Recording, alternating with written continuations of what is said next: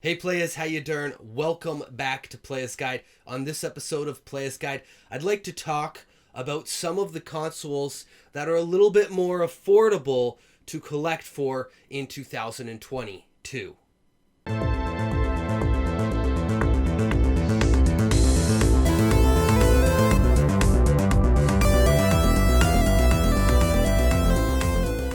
Alright, so I'm going to start this list off and work my way down to basically the cheapest or consoles that are most affordable. So starting the list off, I'm going to talk about Wii U.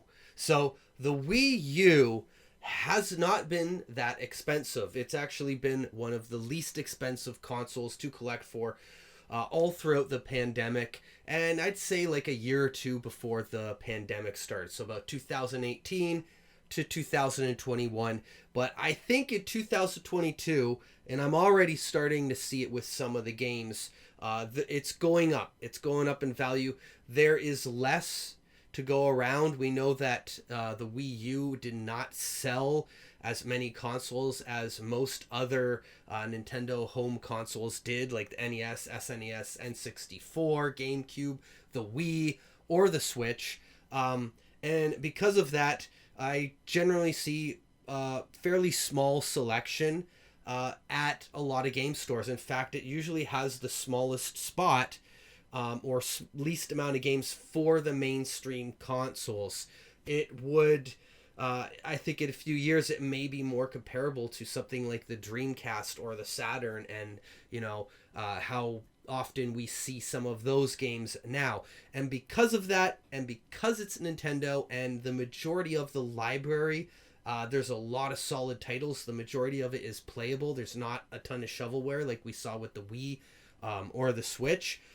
I think that there's going to be a lot of collectors going after this collection, including myself, and I've seen many other YouTubers who have already started in 2022. So the Wii U is going to pick up pace, but if you're looking for Wii U titles, I think now is a great time to start picking up the ones you're after or don't have for your collection, and just try to bang them off as quick as you can, because I do think the prices by the end of the year, we're going to see significant difference for this console. So I'm starting off with the Wii U. Let's talk about the Xbox and the Xbox 360. So first off, the Xbox is getting into the nostalgia factor era, and it actually already is in the nostalgia factor era. It just doesn't have the momentum that Sony and Nintendo have.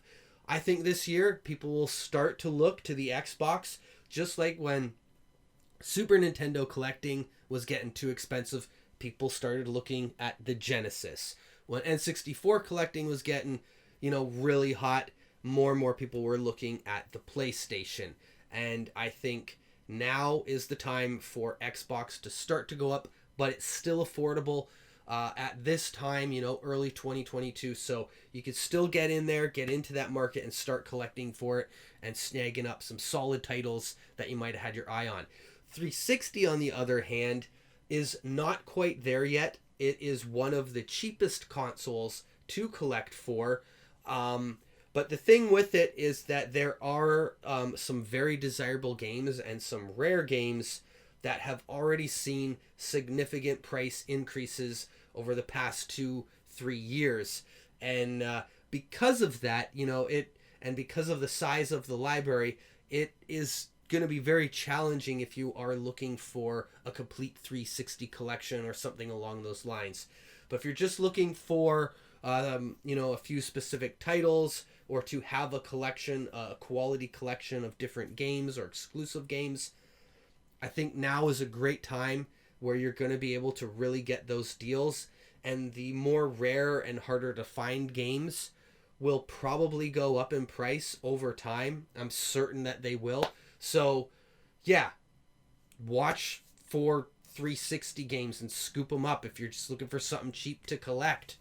That being said, the PS3 from that same era is also fairly cheap still to collect for. It is a bit more expensive than the 360. Sony is more popular. But at this time, again, still affordable. Same deal as the 360, though. Some of the harder to find titles and rare titles are going up in value. So if you are a completionist or something, now might be a time to get on that if you haven't already. Now, the PS4, I think in 2022, we're already seeing a lot of games that are brand new. You could pick them up at Walmart or, wherever. $10, $15, $20. And some of those are AAA titles. There's a few that are in the $25, $30 range still, which is not that bad for a brand new game. And we're going to see, because of that, a lot of used copies of these games. Like God of War comes to mind. It's $10 brand new. It's going to be probably less soon for a used copy, I would imagine, because it's a popular game and it sells well. A lot of used game stores could still get $10 for it. That being said, though, that generation is making a shift towards digital, but if you are looking for physical, now's the time to start collecting those PS4 games. If you want to be ahead of the curve, get out there, get the ones that you think are really going to go up. You can grab them sealed cheap right now. And if you're just looking to amass a large collection, start looking at a lot of those used games, because I think in 2022 we're going to see them coming down in price, and that's a great time to bundle up and grab a bunch of those games. And next year to the following year, I think we're going to see those prices continue to drop as the PS5 becomes makes its way into more homes, and there's more titles available that people want to play on it. So next is the Super Nintendo. I am surprised at what many of the rare Super Nintendo games are selling for. The most notable rare, the top 10 tier rares, are very expensive. Many of the more popular games and uncommon sought after games, stuff like Super Metroid or Chrono Trigger, they're uncommon. Well, Metroid's kind of common, but the price, I think, is it's like a $70, $80 game now as of the recording of this video, and it's probably going to go up. And this is because people feel like they are, flagship titles, staples that need to be in any Super Nintendo collection. And those games, yes, they are expensive, not the best to collect for, a great console to collect for, but there are a lot of good games that go under the radar. There's also a lot of rare and hard to find games that are under the radar, and we haven't seen other than the rare and more sought after games I talked about, we haven't seen a huge increase in the overall market of Super Nintendo. So I think Super Nintendo is still a safe bet for collecting in terms of affordability. There's still several games, $20 or less, $10 or less even, that are good games that can easily be found and added to your collection. Great console to collect for as well. Next up is the Sega Master System. This console, I don't think, is ever going to see a huge jump. It would have happened already, in my opinion, and it is very undervalued. So, if you're into 8-bit era games, this is a very good console to collect for. It's a small library, so it's easy to get completion, with the exception of about 5 very rare titles that are going to cost you quite a bit. But if you can bang those out, it's not too bad. You could set a budget and complete this set, kind of like the Wii U. All right, next up, I'm going to say ColecoVision. I don't see these games a ton, not very often, but when I do see them, there are some, expensive ones for sure, like skiing, and, you're probably only going to find those online or at conventions, and you might pay an arm and a leg for some of the more rare ColecoVision games. But, I do come across these games from time to time, and when I do see them, most of them are $5, $10. They're not that much. ColecoVision, again, is not a massive library to collect for either.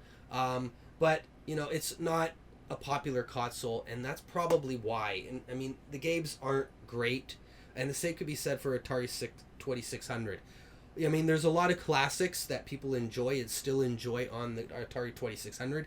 But again, this is a console that, is sort of overlooked and overshadowed by the NES, I want to say. And then, like, ColecoVision's overshadowed, I would say, by Atari 2600.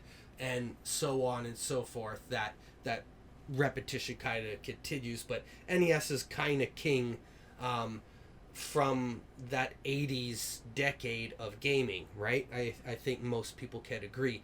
The Atari 2600 is notable, but the games, get this though, the games have been dirt cheap for many years. They are still very affordable and very cheap. You could find games that are $2, $3, $5. They're out there. And there's plenty of these games. Some game stores don't even take them because they don't want them piling up, because they're not that popular. And because of that, you can still get them for cheap. Now, I will say the overall Atari 2600 collecting market, or even Atari in general, we could say, has gone up over time. So it hasn't gone down. I mean, I've heard people say that, yeah, look at what happened to the Atari. The Atari hasn't crashed. Nothing. It's gone up. It's actually gone up in value. E.T., you might find a copy of E.T. now for $4 or $5, whereas before it was a 25-cent game. It was a throwaway. Point being, it has gone up, but it's still affordable, especially in comparison to other consoles. So there might be a bit of a perception there that is misinterpreted, just because the games are still valued so low. Now, the number one cheapest console to collect for 2020 is the Wii. Back to that generation of, kind of the PS3 and the 360, right? It's about the same era there for Nintendo. Nintendo at this time started to work towards a shift to offset the sales of their home consoles versus going head-to-head with Sony and Microsoft, which is what we've seen. But then there is tons of Wii games. I see them in every game store. There's also often like a budget game, liquidation game, clearance game quarter with a whole bunch of shovelware that nobody's interested in, and game stores just can't get rid of. And you've probably seen a lot of these games too in Goodwills and thrift stores, where they're just probably getting tossed out after a while, or they've sat there forever. And I don't know that the Wii is really going to take off in terms of collecting like a lot of the other Nintendo consoles. I'm sure it will go up in value, and right now it is very cheap. But there is so much shovelware and just crappy, crummy games, whether they're rare or not. I will say that the rare games, many of them are these crappy shovelware type of games. They can be found, even on eBay, for pretty cheap in comparison to how rare they actually are. And some of the weird titles on there I actually do find kind of interesting. But yeah, it's a pretty big library, and there's not as many great games. I want to say there's about 200 games that I would want to own that are good quality games for the Wii. And about 100 of those are games you've probably heard of and would know. The other 100 are these hidden gems that we've seen over the past 3 years that have kind of surfaced, and all of a sudden you see prices skyrocketing on these games, or they've had a pretty gradual but steep incline in price. And I think we're going to continue to see that for the Wii. So just, if you are going to collect for it, keep an eye out for those games and try to stay ahead of the curve. Get those games before, you see the YouTubers start talking about the Wii hidden gems and things like that, because the more attention drawn to those hidden gems, the higher they will go up in value. And we've already seen that already. So yeah, like the first party popular games might be a little bit expensive. There's obviously the sort of hidden gems or lesser known popular games. But otherwise, the rest of the library is not that expensive. And even those games, they're just starting to go up. if nostalgia factor hits the Wii, you're going to wish you picked those games up in 2020. Anyways, Playas Guide wants to be your source for retro gaming and video game collecting.